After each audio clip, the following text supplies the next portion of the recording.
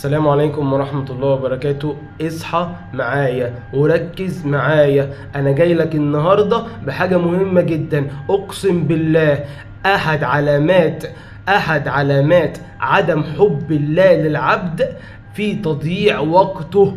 ان انت يا حبيبي لما تضيع وقتك دي علامة من الله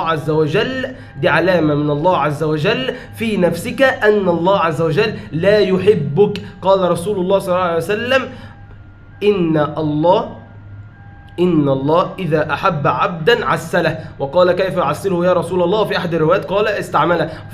فقال: وكيف يستعمله يا رسول الله؟ فقال: يوفقه إلى عمل صالح ثم يثبته عليه ثم يقبضه عليه. يعني بيثبته في عمل صالح، ثم بيوفقه العمل صالح، ثم بيثبته عليه، ثم بيقبض روحه عليه. والعكس ذلك في القرآن: كره الله بعثهم فثبتهم وقيل اقعدوا مع القاعدين. ده مش كرههم، ده ربنا عز وجل مش كرههم هم بس اللي بيضيعوا الوقت دولت، لا ده كرههم هم باللي بيعملوه. اقسم بالله العظيم ثلاثة. خد بالك من نفسك، دي حقيقة بجد، دي حقيقة. خلي بالك من حياتك ودايما خليك جاهز للحياة. وما التوفيق الا بالله، عليه توكلت واليه ينيب. والسلام عليكم ورحمة الله وبركاته.